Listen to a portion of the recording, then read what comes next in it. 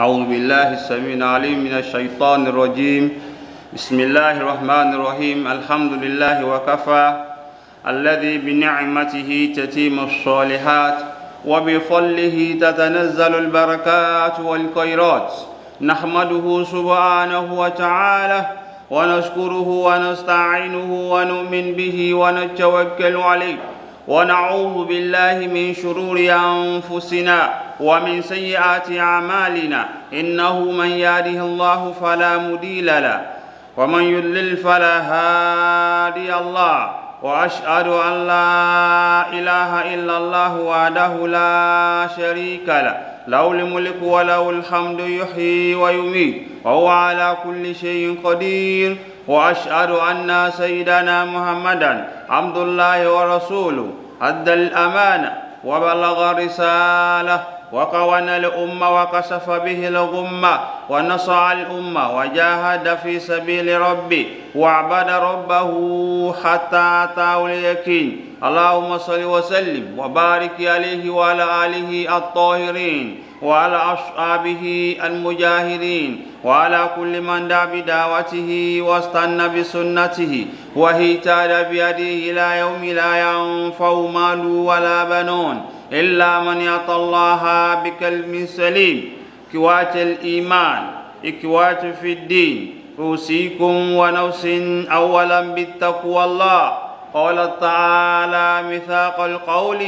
يا أيها الذين آمنوا كتب عليكم الصيام كما كتب على الذين من قبلكم لعلكم تتقون. وقال رسول الله صلى الله عليه وسلم إن خير الكلام كلام الله وخير الهدي هدي محمد صلى الله عليه وسلم إن شر الأمور محدثاتها وكل محدثة بدعة وكل بدعة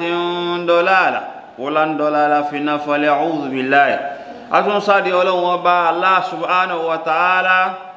kó lọ́dọ̀ ìṣù ẹni ẹ̀kọ́ ẹni ìgbé Ọlọ́run má jẹ́ ráyè lẹ́yìn ọ̀dọ̀ ẹnì kọ̀ọ̀kan wa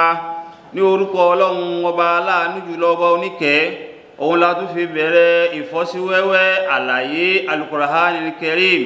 Gẹ́gẹ́ bí àwa náà ti mọ̀, Ọlọ́run Ọba ó sọ nǹkan tá ń pè ní as-suhuf, ó sọ kalẹ̀ fún Nabi Ibrahim alayhi salatu wassalam, ó sọ àtàwọ́rá, ó sọ kalẹ̀ fún ànábì wa Musa alayhi salatu wassalam, ó sọ Zabura kalẹ̀ fún ànábì wa Dahud alayhi salatu wassalam, ó wá sọ Injili kalẹ̀ fún ànábì wa Isa alayhi salatu wassalam. Bákan náà èyí tó wá kọ́yìndé gbẹ̀yìn òun náà ni Al-Qur'anil Karim a'zamu kutub, ó sọ kalẹ̀ fún òjíṣẹ́ ńlá Muhammad sallallahu alaihi wasallam. Ìyẹn náà ló fi já sí pé lẹ́nìí àwọn ìwé tó kù lórílẹ̀ tí ìbàjẹ́ ò fọwọ́ kàn tí wọn ò dínkù, no minus no plus, kò sí dínkù kò sáfikún, àlékún ò bá, òun náà ni Al-Qur'anil Karim. Ìyẹn náà làwa ń fọ́ sí wẹ́wẹ́ ní odidi ọdún tí ò dín ní 20 ọdún àti mẹ́ta. Òun ni Kùránì fi sọ̀kalẹ̀ fún ànábì Muhammad sallallahu alaihi wasallam. Àmọ́ ọ̀sá tó bá dínú Ramadan báyìí, Jibril máa wá á tún wá kà fún ànábì sallallahu alaihi wasallam. Á wá nígbà bíi méjì á tún wá parẹ́. Nígbà tí ànábì náà tún máa pèèyàn kó kà á, ó tún pe Abdullahi ọmọ Mas'ud, ó tún ní kí òun náà tún máa kà á, kó máa kà kó òun náà máa gbọ́ lẹ́nu ẹlòmíì. Ìyẹn ló fi já sí pé bí èèyàn bá jẹ́ mùsùlùmí, bí ò bá tiẹ̀ tí mọ̀ ká, Kùránì gbọ́dọ̀ wà nílé, ó gbọ́dọ̀ wà nílé, a gbọ́dọ̀ ṣàfẹ́kù Kùránì nílé mùsùlùmí. Ká wá délé bàbá àdínì ká má bá Kùránì, àbùkù ni. Ká délé àdínì ká má bá Kùránì, àbùkù àlébù ńlá ni. Ká délé alájà ilé alájì pé ẹ ti gbé Kùránì jáde ẹ wálẹ̀ ní Kùránì, àbùkù ńlá ni. Torí pé Kùránì fúnra rẹ̀ ìṣọ́ ni nínú ilé tó bá ti wà nínú ilé. Kùránì wá yàtọ̀ sí nǹkan táwọn ọ̀pọ̀lọpọ̀ àwọn àfáà ń fi ṣe lénìí. Ọlọ́run bá ní wala tashtaru bi ayati Allahi thamanan qalila, ẹ má ta ayé Ọlọ́run lówó pọ́kú. Àwọn àfáà wá wò pé a gbọ́dọ̀ ta ayé Ọlọ́run, ká gbọ́dọ̀ ta ní 10 naira 100 naira. Wọ́n wá di Kùránì, wọ́n máa wá gbowó tó pọ̀, ó ló wá jọ Ọlọ́run lójú. ó lójọ́ lójú wọ́n á mú kùránì wọ́n á di sínú pépà wọ́n á sọ di tírà wọ́n á ní káwọn èèyàn máa gbé kọ́rùn wọ́n ò ní káwọn èèyàn máa gbé kọ́lé ẹ máa rí níbi tẹ̀sùbá ẹlòmíì ìwé ọlọ́run ni wọ́n so rádírádírádí náà dokùn mọ́ ẹlòmíì ó gbé kùránì yóò wá dè é lókùn yóò wá fi kọ́kọ́rọ́ yóò fi sí láàrin á lóun fi mú digunjalè òun fi mọ́ daràn ẹni tó bá jalè kí kùránì ó yí sọ́dọ̀ ẹ̀ nǹkan tá a sọ kùránì dání lẹ́nìí ẹ̀rí lọ́pọ̀lọpọ̀ àgbáyé mùsùlùmí bákan náà àwọn míì kùránì títí wọ́n máa fi ń rọrí sùn káwọn má ba lálàkálà kùránì kò ṣèwíkíwé a kì í gbórílé kùránì kódà ìgbálẹ̀ kékeré ló kéré jù a kì í gbé sórí kùránì ìyẹn ló pọ̀ jù lẹ́nìí àwọn míì ò ti wá gbé mi wọ́n kọ sí pépà tó bá wá dijọ́ ọdún wọ́n wá kọ síbẹ̀ fàlámà tágàṣà gàṣàhà hamla ti ń kọ́ fi fa àwọn nǹkan tí yóò nítumọ̀ wọ́n wá hàn sínú pépà wọ́n ò ní ẹ máa gbé mi bíi lùkúdì tó bá dijọ́ ọdún gbogbo àwọn nǹkan ìpátá ó ti ń súnmọ́ ẹbọ ṣíríkù ni a gbọ́dọ̀ kú díẹ̀ kùránì ò ń ṣe nǹkan tá a fi wíwì kúwì kùránì wà fún wa gẹ́gẹ́ bá a ti sọ ó dúró fún nǹkan bíi 5 alákọ̀ọ́kọ́ tilawatan ọlọ́run ní a máa kà á ní warattilil Qur'ana tartila aṣọ kùránì Karim kalẹ̀ fún yín láti máa kà á ẹ máa kà á lákàtúnkà ìtumọ̀ kùránì náà ní Qur'aniyya ìwé tá a máa kà lákàtúnkà dígbàdígbà àkọ́kọ́ nìyẹn ẹni tí ò tí mọ̀ kà kó máa ṣojú kókò ẹni tó ti mọ̀ kà ó kéré jù lójúmọ́ ó gbọ́dọ̀ máa ka júùsù kan lójúmọ́ bí ó bá fi dóṣù yóò parí kùránì kan yóò parí ẹ̀ aláwọn mùsùlùmí ìṣáájú tó já sí pé wọ́n ń parí kùránì lọ́jọ́ 3 ara wọn míì nínú àwẹ̀ tá a wà yìí ìmáàmù wa Ṣáfi'í rahimahullah àwọn á máa parí kùránì lójúmọ́ kùránì táwa kàkàkà tá a ti parí ẹ̀ nígbà tí Ramadan ti bẹ̀rẹ̀ ẹlòmíì ò tí ì rẹ́yẹ kọkà ìmáàmù Ṣáfi'í akẹyẹkan lójúmọ́ yawmiyan ẹyọkan ní ó ka kùránì tí ó bá máa fi di pé Ramadan ni ó parí ẹ̀rí tí mọ́mù ó sì di 30 àwọn táwa já sí pé à ń rá ńlẹ̀ńlẹ̀ káwa náà gbìyànjú kó wà nílé ká ṣáà máa ní wàmọ́ yẹn a máa gbalada méjì ẹ̀rí kùránì nǹkan tá a fi ń ṣe tó pọ̀ jù òun náà ní ká máa kà á ẹlẹ́ẹ̀kejì alimáàna nǹkan tá à ń kà ká mọ̀ túmọ̀ rẹ̀ òun ka ìsáájà ó mọ̀ túmọ̀ rẹ̀ òun ka iná àti iná ó mọ̀ túmọ̀ rẹ̀ ó sì pé rẹ̀ mùsùlùmí kò dáa tó nǹkan tá à ń kà yẹn gbọ́dọ̀ mọ̀ túmọ̀ ẹ̀ ẹlẹ́ẹ̀kejì nìyẹn ká mọ̀ kí là ń pè ní líláfi ẹlẹ́ẹ̀kẹta ń bẹ tafsiran agbọ́dọ̀ màláyé ẹ̀ náà kí ló mú líláfi wá kí ló mú sáájà wá kí ló mú náà àti iná wá kọ́ máa tútù kútù fún wa pé ọjọ́ ọdún lọ́lọ́run san iná àti iná kan kalẹ̀ ọjọ́ ọdún bíi gbó ọjọ́ ọdún ò tí ì ṣẹlẹ̀ nílùú Mọ́kà iná àti iná dẹ̀rẹ̀ ìlú Mọ́kà ló ti sọ kalẹ̀ wọ́n wà lọ́mọ ànábì kú lọ́jọ́ ọdún Ọlọ́run wá sọ iná àti iná kalẹ̀ fún ànábì wá gbàgbé ó wá ń ṣe takbiratul ihram lẹ́ẹ̀mejì Allahu akbar torí pé ó ń ronú ọmọ rẹ̀ tó kú gbogbo àwọn eléyìí kullu hadhihi haywan tajura eléyìí rọ́ ńláńlá àtòjóró ni wọ́n ń pa fún wa gbọ́dọ̀ mọ̀ ìjọ wo lílé àsìkò lílé ìsọ̀kalẹ̀ ẹlẹ́ẹ̀kẹrin ń bẹ ifzon wọ́n fẹ́ ká máa gbé kùránì sórí ìwọ tó bá jẹ́ pé àyà 10 ló há lọ́dún yìí tọdún tó bá ń bọ̀ fi 10 kún ìwọ tó já sí pé júùsù tó há ó ti jẹ́ 10 fi kún tó bá dọdún tó ń bọ̀ eléyìí ni wọ́n ń pè ní ifz ká máa ha ìyẹn ló fi já sí pé suratu Fatiha àhà sórí ni a sì máa kà á lórí irun tí ò ní dàrú kùrìsí àti asórí àwọn ìyá wa tí ò mọ ibi tí wọ́n ti ń pè alifu lórúkọ bá a dojúkọ wọ́n sì máa ka kùrìsí yóò sì dán lẹ́nu wọn ká máa há Kùránì Karim ẹni tó bá há Kùránì jù ẹ̀rí nínú ẹ̀sìn wa tó bá fẹ́ sin àwọn èèyàn tó bá lọ sójú ogun pé wọ́n fẹ́ sin wọ́n pọ̀ ẹni tí Kùránì bá ń bẹ lórí ẹ̀ tí Kùránì dúró lórí ẹ̀ ló máa wà lókè òun náà máa gbé sókè wọn pátápátá ló lékè jù tí wọ́n bá fẹ́ yan ìmáàmù ládùúgbò kan ẹni tó há Kùránì sórí jù náà máa ń yàn ní ìmáàmù òun ni wọ́n á wò kán tó máa wá wo àwọn nǹkan tó kù torí Kùránì yóò máa fi darí àwọn èèyàn ètò wa kọ́yìn tó jẹ́ lẹ́ẹ̀karùn-ún tadaburan kí èèyàn máa wá ronú tafakkuru wa ta'ammul jiddan kéèyàn máa ronú jinlẹ̀ nípa Al-Qur'ani Karim ìyẹn lòmíà kà títí asukún ìyẹn ni èyí tí wọ́n ń pè ní Al-Qur'an ààrẹ nìkan nínú Mọ́kà níjọ́ náà lọ́hùn tí wọ́n nígbà tí wọ́n ń ké tán ka Qur'an ó wá wojú àwọn ọmọ nìyàn pé kí ló ń pa wọ́n lẹ́kùn ṣé nǹkan tó ń ké yìí ló wá bèèrè lọ́wọ́ ẹnìkan tó wà lẹ́gbẹ̀ẹ́ pé kí ló ń pa wọ́n lẹ́kùn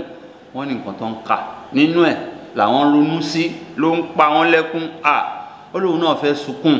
òun náà fẹ́ ké bí tiwọn ló bá tọwọ́ bọnú ojú ló fún omi jáde omi ò jáde lẹ́ni ẹni má darẹ̀ láàmú omi yẹn kọ́ náà ń sọ kì í ṣomi ojú omi tí wọ́n ń sọ yìí min qalbi láti inú ọkàn ló ti wá bíyàn bá ronú jinlẹ̀ tọ́lọ́ bá ń sọ wípé yawma tubula sarair ọjọ́ gbéǹde alkiyama àṣírí àtú ẹni tó ti fàṣírí pamọ́ ẹ̀rù àbá àdàmíje inú ọkàn ló ti máa ń wá ẹlòmíì àfi rọ́ọ̀bù sójú kó lè bá a máa sunkún ìyẹn ò ní pẹ́ tán ṣùgbọ́n omi inú ọkàn á bí ìgbéjáde náà ń pè ní tadabburan ká máa ronú sí i pẹ̀lú ògo Ọlọ́run lẹ́ni náà àájú tẹ̀síwájú inú Suratu Nur ìyẹn náà lọ́lọ́run fẹ́ ṣàlàyé fún wa àwọn ọlá qualities tó wà lára àwọn onígbàgbọ́ òdodo the qualities of the believers ìyẹn lọ́lọ́run fẹ́ ṣàlàyé fún wa ń bí àwọn onígbàgbọ́ òdodo ta làwọn Ọlọ́run ti ṣàlàyé àwọn mùnáfìkí lánàá àti ṣàlàyé àwọn mùnáfìkí báwo làwọn ṣe rí ń bo ni wọ́n ti bẹ̀rẹ̀ táyé máa fi parẹ́ mùnáfìkí ò ní kú ònú ẹ̀sìn tálíkì àmọ́ fi dé ẹ lè má dá wọn mọ̀ ṣùgbọ́n wọ́n á wà nínú ẹ̀sìn àwọn kan ó sì dá wọn mọ̀ wọ́n sì dára wọn mọ̀ àmọ́ Ọlọ́run wá fẹ́ ṣàlàyé àwọn onígbàgbọ́ òdodo tí wọ́n yàtọ̀ tí wọ́n gbọ́ Ọlọ́run gbọ́ tọkàntọkàn Ọlọ́run bá Allah subhanahu wa ta'ala ní àyà 51 Ọlọ́run bá ní ba'da a'udhu billahi minash shaytanir rajim innama kana qawlal mu'minina idha du'u ila Allahi wa rasulihi liyahkum baynahum an yaqulu sami'na wa ata'na wa ulaika humul muflihun wa man yuti' Allaha wa rasulahu wa yakhsha Allaha wa yattaqih fa ulaika humul faizun. Sadaqallahul azim. Eléyìí Ọlọ́run tún tẹ̀síwájú lẹ́ni Ọlọ́run bá mi ọba àlékè ọlá ó ní ba'da a'udhu billahi minash shaytanir rajim àtúnsáde Ọlọ́run kú lọ́dọ̀ èṣù ẹni ẹ̀kọ́ ẹni ègbé bismillahir rahmanir rahim ní orúkọ Ọlọ́run ọba aláàánú jùlọ ọba oníkẹ́ innama kana qawlal mu'minin dájúdájú pàápàá jùlọ ọ̀rọ̀ àwọn onígbàgbọ́ òdodo ọ̀rọ̀ tí wọ́n ní wípé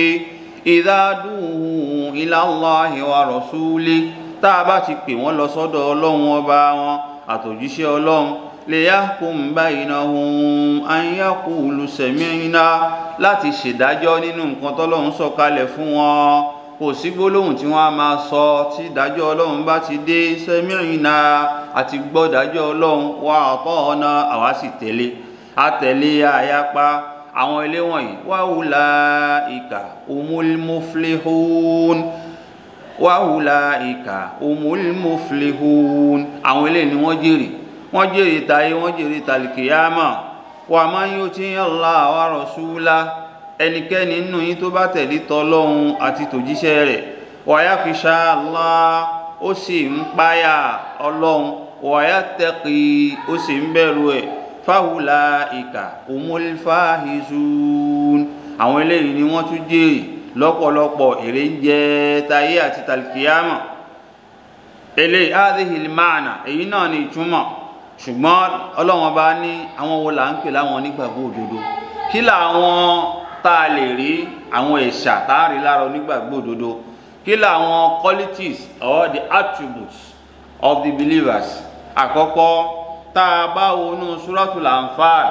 Ọlọ́run bá ń jẹ́ àmọ̀ ń bẹ̀ láyé ẹlẹ́ẹ̀kejì sí ayé ẹlẹ́ẹ̀kẹta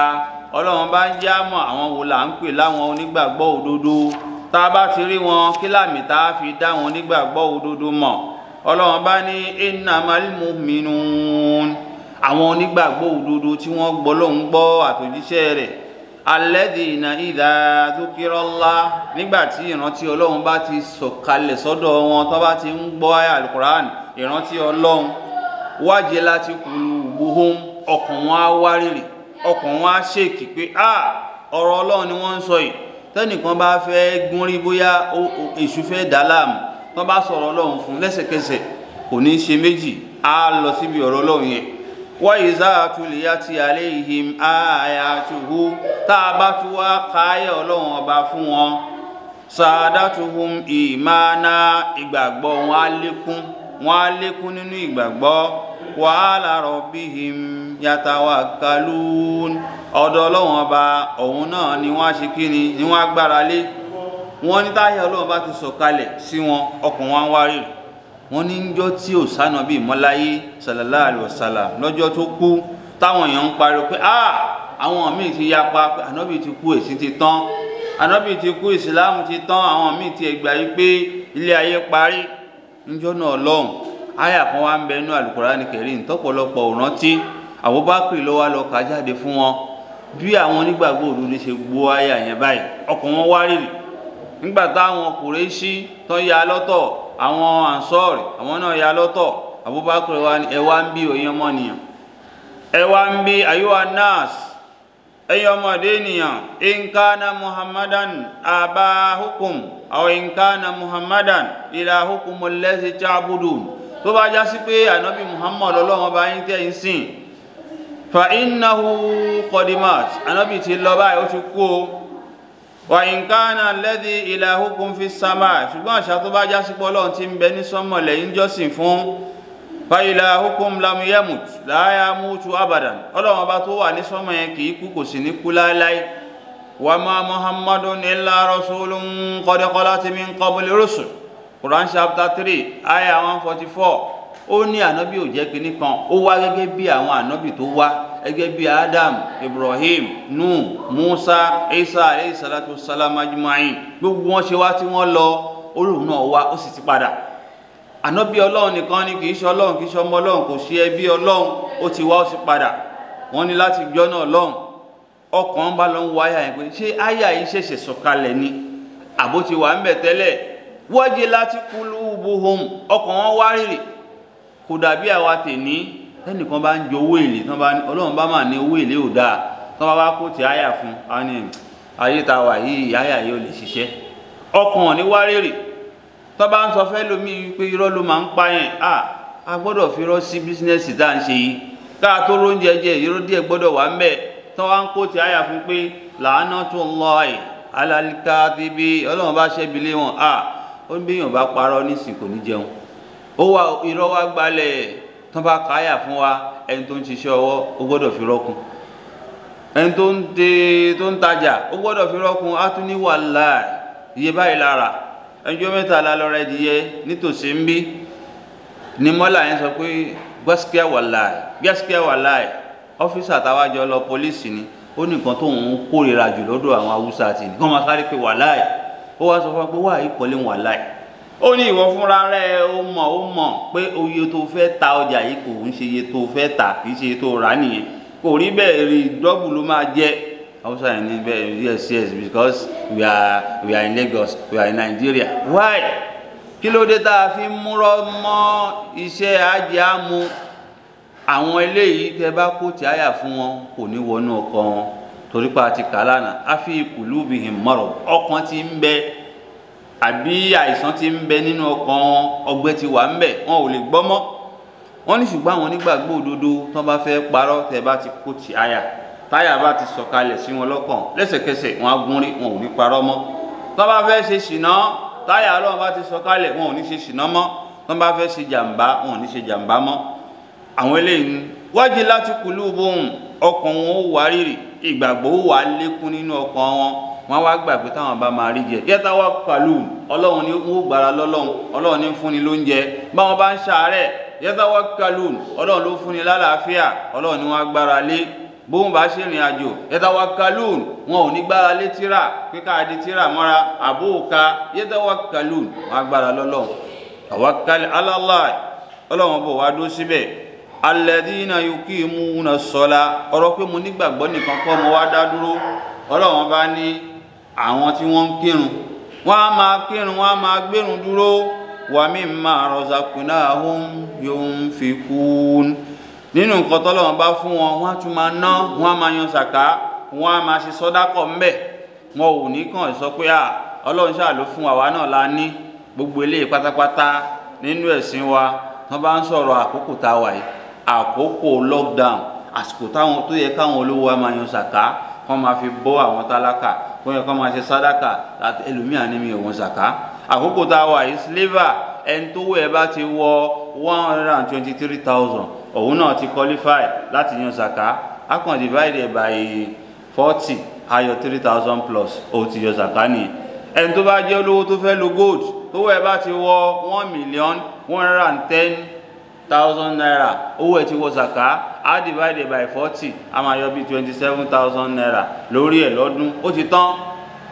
kawara àwọn tó yọ bó bá ṣe ń lọ ẹni tó bá ní 1 million a máa yọ 25,000 ó ní 2 million a máa yọ 50,000 bíyàn bá ní 4 million a yọ 100,000 nínú nǹkan tọ́lọ́run bá ti fún wọn yóò fi kù wọn máa wá ná ulaika umul mu'minuna haqqan inú ìròyìn àwọn eléyìí àwọn náà ló nígbàgbọ́ òdodo ló ti tọ́ lahum darajatun inda rabbihim àwọn eléyìí lahum darajatun inda rabbihim ẹ̀san tó tóbi ń bẹ ládá tó tóbi ń bẹ fún wọn lọ́dọ̀ Olúwa wọn wa maghfiratun àti àforíjì wa rizqun karim àti èsì tó jẹ́ tó lápọ́nlé ó ń bẹ lábáwo suratul mu'minun náà Quran chapter 23 of the Holy Quran Ọlọ́run bá tún sọ ìròyìn wọn ó sọ lọ ó fẹ́ tó bí 10 tọ́lọ́run fi sọ ìròyìn àwọn onígbàgbọ́ òdodo pé kákan máa lánà èmi náà yà mí believer èmi náà gbàgbọ́ ò tí gbàgbọ́ o Ọlọ́run ní qad aflahal mu'minun àwọn onígbàgbọ́ òdodo ìròyìn wọn tún rèé o wọ́n ti jèrè alladhina hum fi salatihim khashi'un tí wọ́n bá ń kírun ìrun ìwárìrì ni wọ́n máa ń kí ẹni tó pèrè lónígbàgbọ́ òdodo tẹ́lómi bá wọlé sí lẹ́gbẹ̀ẹ́ kò mẹ́ni tó dó sẹ́gbẹ̀ẹ́ kò tiẹ̀ mọ́ torí ọ̀dọ̀ Ọlọ́run lọ́kàn rẹ̀ wà ilẹ̀ ẹlẹ̀ ni ó máa wò kò ní máa wọ̀ tún wò sí ó ti yàtọ̀ sírun ti wá gbogbo ẹni bá wọlé odidi imam yóò máa wo gbogbo ẹni wọlé bí ìgbà tí wọ́n fẹ́ wá gbé lórí irun àbí wọ́n fẹ́ wá nà lóńdè bẹ́ẹ̀ la máa wọ̀ tún wò sí bí iṣẹ́ abábà ẹlòmíín náà tó bá ń kírun lọ́wọ́ á máa di aago á máa mú tẹ̀sùbá sọ́rùn á máa oríṣiríṣi lórí irun àwọn ilé òun ṣe irun kọ̀ṣẹ̀ hàn òun ṣe irun páyà àti rẹ́ni tó ń kírun tí ejò dẹ̀gbẹ́ kò sì mọ̀ pé jò ló wà lẹ́gbẹ̀ẹ́ òun ó sì ń kírun lọ tó máa fi kírun tán ejò náà tó bá kírun ejò náà wọ́ lọ jẹ́jẹ́ rẹ̀ gbà tí òkú mọ̀ ẹnìkan lọ́wọ́ ní nígbà tẹ́ ń kírun ejò ló dó sẹ́gbẹ̀yìn olúwọ̀n mọ́ ìyẹn náà ń pè ní irun kọ̀ṣẹ̀ hàn ẹni tó ń pa kó tí ẹ̀yìn rí nǹkan kan tó wà lẹ́gbẹ̀ẹ́ bákan náà walladhina hum anil lagwi muridun àwọn tó já sí pé bí wọ́n bá ń sọ̀sọkúsọ lẹ́gbẹ̀ẹ́ wọn á ṣẹ́rí kò ń bẹ̀ nílùú tá a wà yìí ẹlòmíì bá sọ̀rọ̀ báyìí látàbí kẹ́ gé orí ẹ̀ ìsọkúsọ wọlé wọ́n wọ mọ́tò ní ẹnjọ́ mẹ́ta ẹnìkan ní ó rẹ̀ pọ̀ bí ẹ̀pọ̀n Buhari pírẹsidẹ́ǹtì ló ń fi kíní ẹ̀ wéwèkúwè nílùú tá a wà yìí a'udhu billahi ẹ ṣe ń sọ̀sọkúsọ báyìí àwọn táwọn àjọ wà ní márùn náà bá kẹnu bò kí ló dé ìyẹn ni wọ́n ń sọ kí ẹ̀ má wà pẹ̀lú ẹ̀ kí ẹ̀ má bọ́bọ̀ jẹ́wúrà lẹ́sẹ̀kẹsẹ̀ àṣẹ́rí kúrò ìyẹn ló wá pọ̀ nísìn sọkúsọ ìyẹn làwọn fẹ́ gbọ́ ọ̀rọ̀ ẹ̀yìn Ọlọ́run tún tẹ̀síwájú walladhina hum lizakati fa'ilun àwọn tó já sí pé tí zaka bá dé wọn ò ní sọ pé nira dé wọn ò ní sọ pé àsìkò lockdown kí tí wọ́n yan zaka apẹ nìkan lẹ́njọ́ mẹ́ta kí n tún yan zaka nínú lockdown wọ́n ní bó ṣe ń kírun tó ń gbààwẹ̀ bẹ́ẹ̀ náà ni zaka rí òdodo ní aláti yan zaka náà nínú àwẹ̀ bó bá lówó lọ́wọ́ Ọlọ́run bá òun ní túláàsì walladhina hum li furujihim hafizun àwọn tí wọ́n máa ń ṣọ́ abẹ́ wọn they guide their chastity wọn kì í fa abẹ́ wọn ṣe ṣekúṣe lẹ́yìn ìyàwó tí wọ́n ní sílé ẹ̀ ní rí wọn lọ́dọ̀ ìyàwó mi mọ̀ kò dàbí àwọn tí wálé ní àfáà níyàwó 8 àfáà odidi ìmáàmù níyàwó 6 sílé níbo ló ti fẹ́ rojọ́ yẹn lálùkìyámọ̀ ààrẹ nìkan gbà yẹ àfáà wa Usman Danfodi ní Sokoto lọ́hùn tó lọ níyàwó 5 àfẹ́ ní bolo ti rí ó ní kùránì náà ni àfáà ní ká jáde ló bá lọ́lọ́run sọ wípé tẹ́ ẹ bá fẹ́ fẹ́yàwó mọ́sánná ẹ bẹ̀rẹ̀ látorí méjì wàásù làásà ẹ wá ro méjì àti mẹ́ta papọ̀ ó di márùn ó níbi tóun ti mú tòun nìyẹn wàá rò bá ó lóun ò tí ì fẹ́ tán ó ní ọlọ́run tó ní ká fẹ́ mẹ́rin ká tún mú mẹ́rin ká rò pọ̀ mọ́ márùn di mẹ́sàn-án lórí mẹ́sàn-án lòun lọ ìmáàmù bá ní subhanallah pẹ̀lú gbogbo kí ó ti mú kọ́ yín ìfẹ́ nú ló ń lò yá lọ túbá ọjọ́ mẹ́ta mo fún ẹ kó fi túbá kò sì túbá wọ́n sì ṣe sẹ̀rí àfúnjọ́ náà lọ́hùn bí wọ́n bá dé Sókótó ibi tí wọ́n bẹ́ orí ẹ̀sìn bẹ́ẹ̀ tí wọ́n máa fi hàn bí wọ́n bá lọ ṣe ziyara tó lọ ṣàbẹ̀wò síbẹ̀ tó wá pọ̀ lọ jàǹtìrẹrẹ àmẹ́ńtọ́lọ́wọ́n bá ní kó ṣó abẹ́ gbígbàdúrà kan ni bàbá wa nílùú Ìlọrin bàbá wa Kamaludin ẹnìkan lọ bá wọn ẹ bá ń bẹ Ọlọ́run mo nídìí ọmọ bàbá ní Ọlọ́run ló fún yàn lọ́mọ àmọ́ Ọlọ́run kó wọlá yìí pé àwọn mi ò borí ìyàwó mi mọ̀ lẹ́yìn ìyàwó tí mo fẹ́ sílé tí wọ́n sì ju iye tó ní fẹ́ lọ Ọlọ́run bá ń fẹ́ nìyẹn lọ́mọ ọdún yẹn tó délẹ̀ Ọlọ́run fẹ́ nìyẹn lọ́mọ nínú gbígbàdúrà ní kéèyàn lè ṣọ́ abẹ́ lẹ́ni àṣọ abẹ́ wa mọ́ Ànábì Muhammad sallam